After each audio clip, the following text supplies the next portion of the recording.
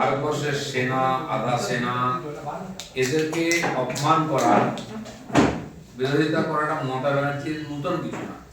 সেনাকে তোলাবাজ বলা, বিএসএফ কে ধর্ষক বলা, এটা চিরদিন বলে এসেছেন। আমার মনে হয় বাংলাদেশের লোকেরা বা কাশ্মীরের লোকেরা এরকম বলে না। এটা ওনার রাজনীতি। আজকে ওনার কাউন্সিলরকে কেউ মেরে দিচ্ছে, ওনার নেতাকে কেউ খুন করে দিচ্ছে, তার জন্য বিএসএফ দায়ী নাকি? ওনার মন্ত্রী বলেছিলেন যে বাংলাদেশ থেকে ঢুকছে অনুপ্রবেশরা, তার জন্য বিএসএফ দায়ী। কিন্তু আবার উনি বলছেন যে ইউপি বিহার থেকে গুন্ডারা আসছে, তার জন্য বিএসএফ দায়ী নাকি? 15 কিলোমিটার বা 20 কিলোমিটার যাই হোক বিএসএফ দেখে, সেখানে কোনো ইলিগাল যদি ইনফিল্ট্রেশন হয় তাকে ধরে তারা পুলিশের হাতে দেয়। আইন শৃঙ্খলা দেখা পুলিশের হাতে। কয়জনকে সাজা দিয়েছে ওরা, কয়জনকে কোর্টে পাঠিয়েছে, তারা জামিন পেয়ে যায় কেউ কোর্টে গেলে, তার উত্তরটা কে দেবে? তো সেই জন্য নিজের দোষ চাপা দেওয়ার জন্য, নিজের রাজনৈতিক স্বার্থকে বাঁচাবার জন্য কেন্দ্র সরকার বা কেন্দ্রীয় বাহিনীকে দোষ দেওয়াটা ওনার ফ্যাশন, কেন নতুন কিছু নয়।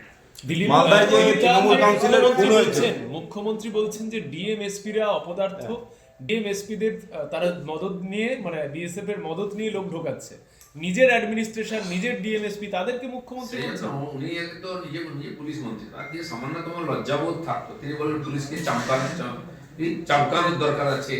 আজকে বলেছেন ওই এসপিটা অকম্মা। আরে আপনার মতো অকম্মা মুখ্যমন্ত্রী থাকলে বাকি পুরো প্রশাসনটাই অকম্মা হয়ে যায়। কোনো কাজই নেই, তোলা ছাড়া, কাটমানি খাওয়া ছাড়া, আর পার্টির প্রোগ্রাম সাকসেস করা ছাড়া এখানকার পুলিশের কাজটা আছে কি? তাদের এফিসিয়েন্সি নষ্ট করে দিয়েছেন। অনেক যোগ্য অফিসার কোনো আছেন পুলিশে, তাদেরকে কাজই করতে হয় না, চামচাগিরি করা, তামেদারি করা, চোরেদের, এটাই ওনাদের কাজ। সেই জন্য পুলিশের হাতটা ছেড়ে দেন আপনি, ওরা ঠিক করবে। জানেন বাংলাদেশে আইসিএস পরীক্ষা, বিসিএস, তো আইএস যেমন আমাদের হয়, সেখানে যারা চান্স পেয়েছিলেন, প্যানেল বেরিয়েছিল হিন্দুরা বা সংখ্যালঘুরা, তাদের নাম বাদ দেওয়া হয়েছে, নতুন করে সব প্যানেল ক্যান্সেল করে করা হয়। পশ্চিমবাংলায় ঠিক তাই হয়েছে। যারা টিএমসির সঙ্গে থাকবে না তারা কোনো সুযোগ পাবে না, কোনো সরকারি ভাতা, সরকারি প্রকল্পের সুবিধা আছে, কেন্দ্র হোক রাজ্য হোক, তার নাম কেটে দেওয়া পাবে পাবে না। এবং তিনি শিল্পী সাহিত্যিক হন, তিনি কোথাও সম্মান পাবেন না, পুরস্কার পাবেন না, তিনি পারফরমেন্স করতে পারবেন না, রোজগার করে খেতেও পারবেন না, এরকম অবস্থা। দোকানদার দোকান চালাতে পারবেন না। এটা টিএমসি, এখানকার গণতন্ত্র, এখানকার ধর্মনিরপেক্ষতা, এখানকার তাদের রাজনীতি।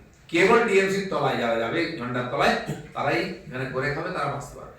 বাংলাদেশ নিয়ে মমতা বন্দ্যোপাধ্যায় আরো বলেছেন যে দুই বাংলার মধ্যে কোনো বিরোধ নেই, চিকিৎসার কারণে বাংলাদেশিরা এখানে আসতেই পারে, কিন্তু কিছু গুন্ডা ঢুকছে বিএসএফ এর ভিতরের জন্য এবং কেন্দ্রীয় সরকার এই কাজ করছে। বর্ডার পেরিয়ে এসে মেরে চলে যাবে, হতে পারে না, আমরা প্রতিবাদ পত্র পাঠাবো কেন্দ্রকে। উনি কেন্দ্রকে প্রতিবাদ পত্র পাঠাতে পারেন, যেখান থেকে আসছে একবার প্রতিবাদ পত্র পাঠান তো।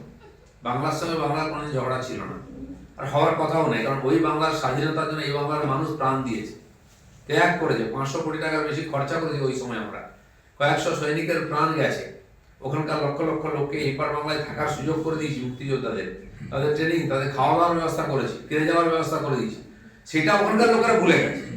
সেটা কিছু এরকম উৎপাতিয়া মাথা খারাপ লোক চিৎকার চেঁচামেচি করছে, ও উত্তেজনা তৈরি করার চেষ্টা করছে, তাতে সম্পর্ক খারাপ হবে না, কিন্তু এর দ্বারা পরিবেশ খারাপ হচ্ছে। শুধু পাসপোর্ট নয়, রেশন কার্ড থেকে আধার কার্ড, সমস্ত রকম যে জালিয়াতি হচ্ছে, ইনফরমেশন দেওয়ার কথা পুলিশের। পাসপোর্ট যদি আপনি অ্যাপ্লাই করেন, আগে পুলিশ ভেরিফিকেশন হবে, আপনার ঘর সংসার, পরিবার, কোথা থেকে এসেছেন, তার পরিচয়, ডিটেলস। পুলিশ যতক্ষণ না তথ্য জমা দেবে, পাসপোর্ট ইস্যু হতে পারে না। তো কি করে এখান থেকে কাঁড়ি পাসপোর্ট তৈরি করে চলে যাচ্ছে, কি করে আধার কার্ড তৈরি হয়েছে, যে রাস্তায় পড়ে থাকছে আধার কার্ড, ভোটার কার্ড? কেন এরকম হয়? পশ্চিমবঙ্গের পুলিশের দিকে হাত বারবার কেন উঠে?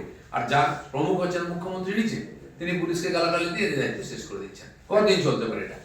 আজকে কড়াকড়ি হতে বলছেন। এত দিন ধরে পশ্চিমবঙ্গে যে অনুপ্রবেশ হয়েছে, অবৈধভাবে ঢুকেছে লোকেরা, তারা নাশকতাও করছে, আর এখানকার কেন্দ্র সরকারের পাঠানো সমস্ত উন্নয়নের প্রকল্পের সুবিধা নিয়ে নিচ্ছে।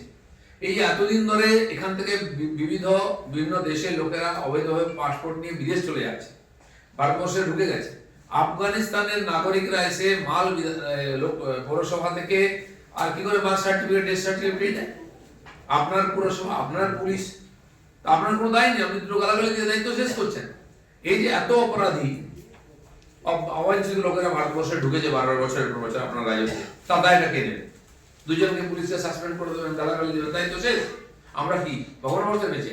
জঙ্গি তো পশ্চিমবঙ্গে ধরা পড়েছে, আসামের পুলিশ এখান থেকে ধরে নিয়ে গেল। ত্রিপুরায় বা আসামে থাকলে ঢুকলেই এখন ধরা পড়ে যায়, তাই পালিয়ে এখানে চলে আসে। এটা সবাই দেখেছে, এখান থেকে বিভিন্ন রাজ্যের উগ্রপন্থীরা, অপরাধীরা বাংলায় ধরা পড়ে। সেই জন্য অমিত শাহ কি করবেন ছেড়ে দিন, আপনারা বাঙালি বাঙালি করেন, ওপার বাংলাদেশের হিন্দুরা বাঙালি বাঙালি নয়, তাদের প্রাণ ধন সম্পত্তি সম্মান আজকে অসুরক্ষিত, ভয়ের মধ্যে আছেন। আপনারা কি বলছেন? ওপার বাংলার যারা অনুপ্রবেশকারী রোহিঙ্গা মুসলমান তাদেরকে জায়গা দিচ্ছেন, রাস্তা খুলেছেন, ওপার বাংলায় হিন্দুদের থাকার কোনো অধিকার নেই? যারা রক্ত দিয়ে প্রাণ দিয়ে বলিদান দিয়ে ওই দেশকে মানে উন্নত করেছে, দেশকে স্বাধীন করেছে তাদের পূর্বপুরুষরা, তাদের জন্য আপনার কোনো বক্তব্য নেই? গাজাতে ইসরায়েল বোমা মারলে আপনাদের বুক ফেটে যায়, চিৎকার করেন, রাস্তায় নামেন। বাংলাদেশের জন্য রাস্তায় নামতে পারছেন, তখন মোদী মমতা দেখাচ্ছেন, তখন অমিত শাহকে দেখাচ্ছেন। এইসব চালাকি বুঝি আমরা। আপনাদের বাধ্যবাধকতা আছে, আপনারা বলতে পারেন না, শুধু নাটক করবেন না। যেহেতু কলকাতায় সুশান্ত ঘোষ কাউন্সিলর, জেলায় ওদিকে সত্যজিৎ বিশ্বাস খুন হয়েছিল, আজকে আবার মালদায় দুলাল সরকার খুন হলো। এই একের পর এক তৃণমূলের নেতা খুন হচ্ছে, পেশাদারি খুনিরা এসে খুন করে দিয়ে যাচ্ছে, মানে কোথাও গিয়ে কি এটা তোলাবাজি নিয়ে গন্ডগোল? গন্ডগোল যাই হোক, দেখুন সমাজে গন্ডগোল থাকতে পারে, ভুল বোঝাবুঝি থাকতে পারে, ব্যবসা নিয়ে গন্ডগোল থাকতে পারে, তাহলে খুন করে দেবে? তাহলে সরকার আছে কি জন্য? বাবু হাকিম বলছেন বিহার ইউপি থেকে গুন্ডারা আসছে, আর ঢুকতে কি করে? এখানে কি বিএসএফ বা আধা সেনা নামাতে হবে গুন্ডাদের ধরার জন্য? আপনারা কি জন্য আছেন? তোলার জন্য, কাটমানি খাওয়ার জন্য, লোককে জ্ঞান দেবেন খালি, কিছু হলেই অন্যের ঘাড়ে দোষ চাপিয়ে দিচ্ছেন। পশ্চিমবাংলার মানুষের ভোট নেবেন, তাদের জীবনের সুরক্ষা দেবেন না, তাদের করে খাওয়ার ব্যবস্থা করে দেবেন না? এটা করার দরকার আছে। আজকে সত্যি হতে আমি বলছি, ইউপি বিহারে যে গুন্ডা ছিল মারের ভয়ে পালিয়ে এসেছে আমাদের সরকার হওয়ার পথে। এখানে বন্দুকের কারখানা, এখানে বোমের কারখানা, এখানে অন্তর্ঘাত, এখানে মহিলাদের উপর অত্যাচার, লুট পাট, সরকারি পয়সা লুট করা, এসব করছে ওরা। করার সাহস পায় কি করে একটা নির্বাচিত সরকার থাকার পরে? আজ ইউপিতে করার দম আছে, বিহারে বিজেপির যেখানে সরকার আছে করার দম নেই কারো, তাকে জেলে যেতে হয়, নাহলে পুলিশের গুলি খেতে হয়। আপনারা কিচ্ছু করবেন না, খালি নিজের দায়িত্ব বাঁচাও, পিঠ বাঁচাবার জন্য অন্যের সমালোচনা। কোনটা উনি চালু করেছেন? আমাকে বলে স্টেটমেন্ট দেন, ফুটপাত দখল সরাবেন, অবৈধ নির্মাণ ভাঙবেন, শুরু হয়ে গেল। তা বলে 1 মাস করে করো, কমাস হয়ে গেছে, বুঝতে পারছো নাই। কারণ কি? তার পার্টির লোকেরা সব কবজা করে বসে আছে, বা যারা অবৈধ তাদেরকে ভোটে জিতিয়ে তারা বসে আছে, তাদেরকে যদি তুলে দেন তাহলে তো পার্টিতে উঠে যাবে। সেখানে এইসব বলার জন্যই বলছেন। আমি বলছি হিম্মত থাকলে আগে বালি বন্ধ করুন, কয়লা বন্ধ করুন, গরু পাচার বন্ধ করুন, ট্যাক্স লাগান, আপনার রেভিনিউ আসবে, আর এখানে এত অপরাধ বন্ধ হবে। আজকে একটা নতুন ফান্ডা নিয়ে এসেছিলাম, সেটা তুলে দিলেন, এটা নিয়ে আলোচনা হবে, চর্চা হবে, বাস, তারপরে শেষ হয়ে যাবে। করবেন কিছু না উনি।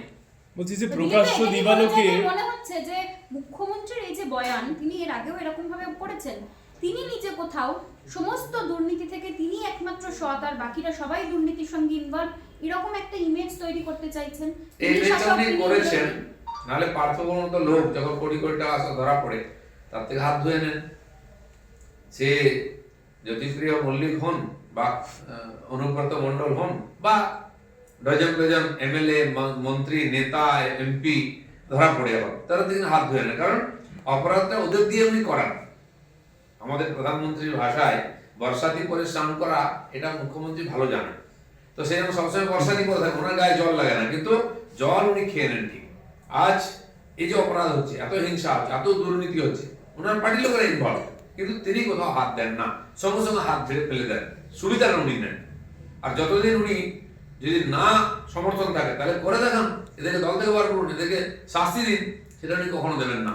অপরাধও চলবে, দুর্নীতিও চলবে, ওনার স্টেটমেন্ট বাজিও চলবে। আমরা দুঃখের কারণ আছে, বালি পাচার হয়ে যাচ্ছে কিন্তু টাকা পয়সা আসছে। বড় একটা এজেন্ট ছিল ওখানে কেষ্টদা, সেই বেচারা এখন দম বেরিয়ে গেছে, সে আর কিছু করতে পারছে না, ভাগাভাগি হয়ে যাচ্ছে, আর এখানে জমা পড়ছে না কালীঘাটেতে। সেই দুঃখে কথা বলেন। বালি পাচার হয় এটা উনি আজ জানলেন না, উনি জানেন, দুনিয়ার লোক আমরা সবাই জানি।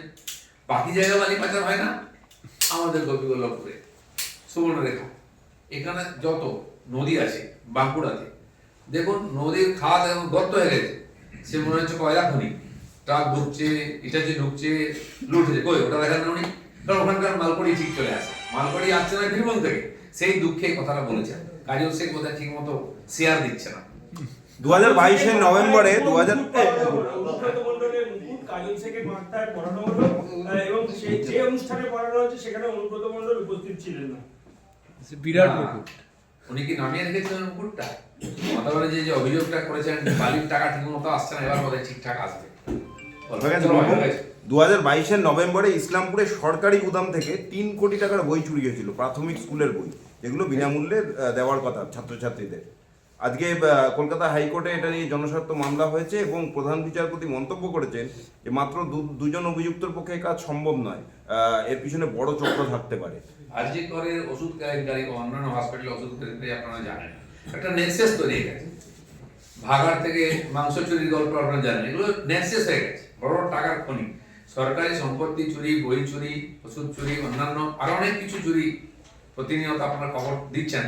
তো এগুলোর নতুন কিছু না, এটাই সিস্টেম হয়ে গেছে, প্যারালাল সিস্টেম, লুটপাট হচ্ছে, সরকারি টাকা কিছু লোক করে খাচ্ছে, খবর হবে, সমাধান কিছু হবে না, কারণ এই সরকার এটা চায় না। আমি বলছি যে মমতা ব্যানার্জি আপনি পুলিশ বিভাগটাকে ছেড়ে দিন, আপনি স্বাস্থ্য বিভাগের সর্বনাশ করে দিয়েছেন, 6টা ক্যাবিনেট ডিপার্টমেন্ট আপনার হাতে আছে, প্রত্যেকটা কিন্তু আমরা সার্ভে করে দেখবো পশ্চিমবাংলায় কেন ভারতবর্ষে এর চেয়ে অযোগ্য মুখ্যমন্ত্রী, অসফল মুখ্যমন্ত্রী কোথাও নেই, যেখানে হাত দেন সর্বনাশ হয়। সেজন্য পুলিশ বিভাগকে আপনি ছাড়ুন। বাংলার পুলিশের লোকেদের এখনো অনেকের মেরুদণ্ড আছে, তারা ঠিক পশ্চিমবঙ্গকে সুরক্ষিত করবে, আইন শৃঙ্খলা সুরক্ষিত করে একজন মানুষের জীবনের সুরক্ষা দেবে। আর আপনি যতদিন তাদের মাথায় থাকবেন সে সম্ভাবনা নেই। মালদায় যে তৃণমূলের নেতা খুন হয়েছেন, সেক্ষেত্রে তিনি স্পষ্ট এবং ভাবে বলছেন যে কেন 3 রাউন্ড গুলি চালিয়ে গেল এবং পুলিশের কাছে কোনো খবর ছিল না। এই যে তৃণমূল নেতা, তার নিরাপত্তাহীনতা নিয়ে তিনি আগেও জানিয়েছিলেন, তারপরেও কেন অ্যাডমিনিস্ট্রেশনের তরফ থেকে তার নিরাপত্তা না, তুলে যে নেওয়া হয়েছে? বক্তব্যটা আমাদের রাখা উচিত, যে প্রশ্নটা আমরা করব, উনি করেছেন কেন, কাকে প্রশ্ন করছেন উনি? আরজি করে মহিলা ডাক্তার অত্যাচারিতা হলে, খুন হলে তিনি পুলিশকে বলেন, আরে পুলিশ দপ্তর আপনার হাতে, এই প্রশ্নটা আমাদের, কেন শুধরাচ্ছে না? সারা ভারতবর্ষ থেকে এবং বাইরের থেকেও, বিদেশ থেকেও উগ্রপন্থীরা, গ্যাংস্টাররা এসে পশ্চিমবাংলায় শেল্টার নিচ্ছে, ধরা পড়ছে, অন্য রাজ্যের পুলিশ এসে ধরে নিয়ে যাচ্ছে, আগে তো মেরে নিয়ে যেত। আপনারা লজ্জা করে না এখন এখানে লুকিয়ে রেখেছেন তাদেরকে, অন্য রাজ্যের পুলিশ এসে অপরাধীকে ধরে নিয়ে যাচ্ছে। আপনি বিদেশের বা এখানকার উগ্রপন্থীদের, জামাত, সিমি, আল কায়দার এজেন্টদেরকে সুরক্ষা দেন, তারা ভারতবর্ষতে তাড়া খেয়ে অপরাধীরা এখানে আসে, কেন আসে? একবার তো প্রশ্ন করুন না, মানুষের তো অধিকার আছে প্রশ্ন করা, তারা ভোট দিয়ে জিতিয়েছে। আপনি এই ঘটনা ঘটায় গেলে তখন পুলিশকে, মন্ত্রীকে একে তাকে গালাগালি দিয়ে দায়িত্ব শেষ করা, আর না হলে কেন্দ্র সরকারকে গালাগালি দেন। আপনি আছেনটা কি জন্য? 13 বছর কাটিয়ে দিলেন কিসের জন্য? আপনার অ্যাচিভমেন্ট কি আছে? সমস্ত কিছু আর গড্ডালি গায়ে যাচ্ছে।